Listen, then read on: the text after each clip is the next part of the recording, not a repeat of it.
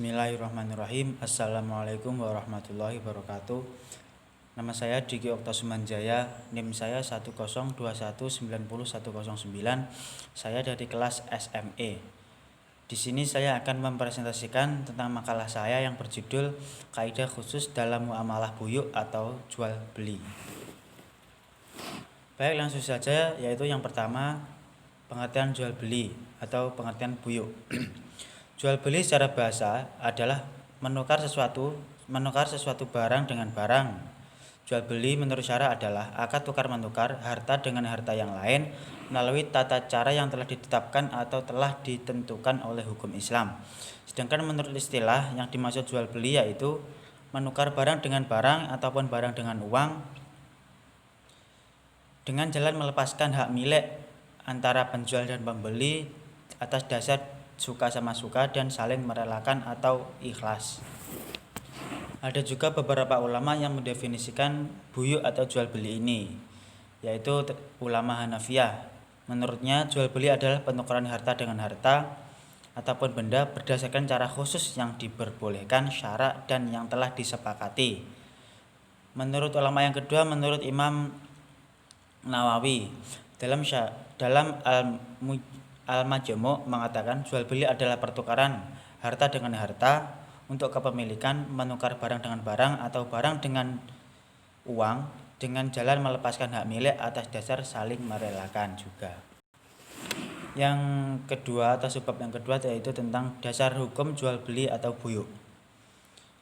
Dasar hukum jual beli sudah ditetapkan dalam Al-Baqarah ayat 275, yaitu yang artinya padahal Allah telah menghalalkan jual beli dan mengharamkan riba.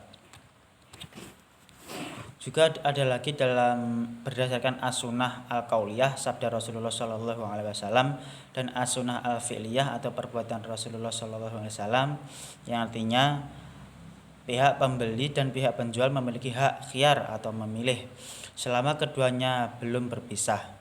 Berdasarkan definisi di atas bahwasanya bahwa Allah telah menghalalkan jual beli dan mengharamkan riba. Sebab yang ketiga yaitu tentang syarat dan rukun jual beli atau buyuk. Yang pertama yaitu rukun jual beli. Menurut jumhur ulama ada 4. Yang pertama ada penjual, kedua pembeli, ketiga ijab dan qabul, dan yang keempat benda atau barang yang diperjualbelikan. Dan syaratnya juga terdapat 4 syarat. Yang pertama syarat terjadinya akad. Yang pertama syarat terjadinya akad, yaitu syarat akad atau orang yang berakad. Yang pertama berakal dan mumayyiz. Yang kedua akad harus berbilang sehingga tidaklah sah akad dilakukan seorang diri atau sendirian. Harus ada 2 orang atau 2 pihak. Yang kedua syarat dalam akad. Yang pertama ahli akad.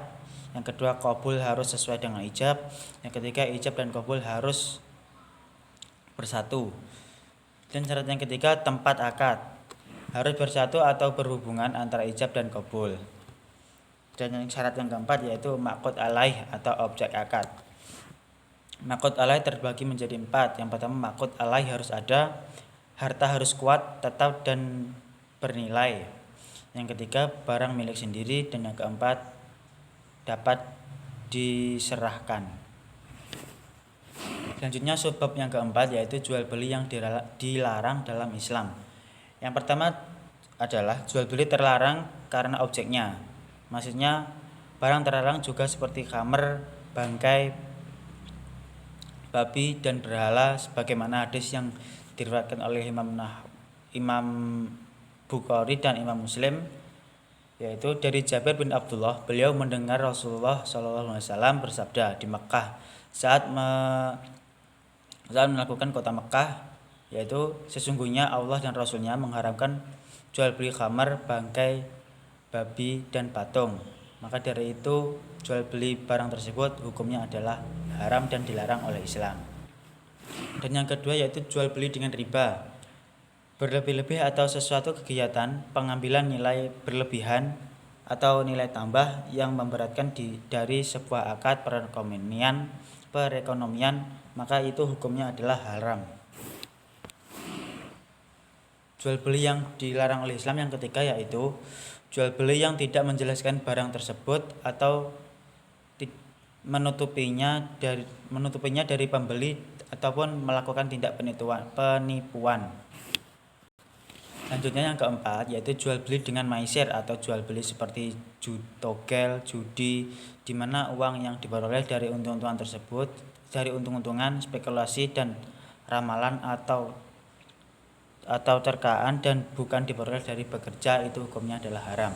Yang kelima, jual beli yang berkaitan dengan hukum syara, yaitu yang pertama jual beli saat azan, yang kedua jual beli untuk kejahatan, yang ketiga yaitu talaki ruban atau menghadang penjual sebelum mereka sampai ke tempat jual beli. Dan yang keenam adalah jual beli buah yang masih di pohon atau masih muda, belum umur, masih belum layak dipanen atau belum dipetik. Dan masih banyak beberapa lagi contoh jual beli yang dilarang dalam Islam. Subbab yang terakhir yaitu kaidah-kaidah dalam buyuk dan contohnya. Yang pertama yaitu artinya hukum asal dalam semua bentuk muamalah adalah boleh dilakukan kecuali ada dalil yang mengharamkannya. Maksud kaidah ini adalah bahwa dalam setiap muamalah dan transaksi pada dasarnya hukumnya adalah boleh, kecuali yang tegas-tegas diharamkan, yang contohnya yaitu mengakibatkan kemudaratan, penipuan, judi, dan riba. Kaidah yang kedua yaitu yang artinya hukum asal dalam transaksi adalah keridhoan kedua pihak yang berakad, hasilnya adalah berlaku sahnya yang diakadkan. Keridhoan dalam transaksi adalah merupakan prinsip. Oleh karena itu transaksi barulah sah apabila didasarkan kepada keridhoan kedua pihak. Artinya tidak sah suatu akad apabila salah satu pihak dalam keadaan terpaksa atau dipaksa dan juga merasa tertipu dan oleh karena itu maka akad tersebut akan hilang keridhoannya dan menjadi tidak sah. Contohnya seperti pembeli yang merasa tertipu karena dirugikan oleh penjual karena barangnya terdapat cacat. Kaidah yang ketiga yaitu artinya tiada seorang pun boleh melakukan tindakan hukum atas milik orang lain tanpa izin si pemilik harta. Atas dasar kaidah ini maksudnya maka si penjual barang tersebut haruslah milik sendiri, tidak boleh milik orang lain atau benda curian yang belum sah menjadi miliknya,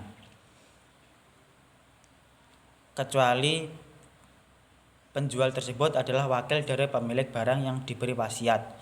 Contohnya, si A tidak boleh menjual barang si B karena itu bukan miliknya, kecuali si B sudah mewakilkan barangnya kepada si A untuk dijualkan. Kaidah yang keempat yaitu artinya akad yang batal tidak menjadi sah karena dibolehkan. Maksudnya akad yang batal dalam hukum Islam dianggap tidak ada atau tidak pernah terjadi. Selanjutnya kaidah yang kelima, artinya manfaat suatu benda merupakan faktor pengganti kerugian. Contohnya seekor binatang dikembalikan pembelinya dengan alasan cacat.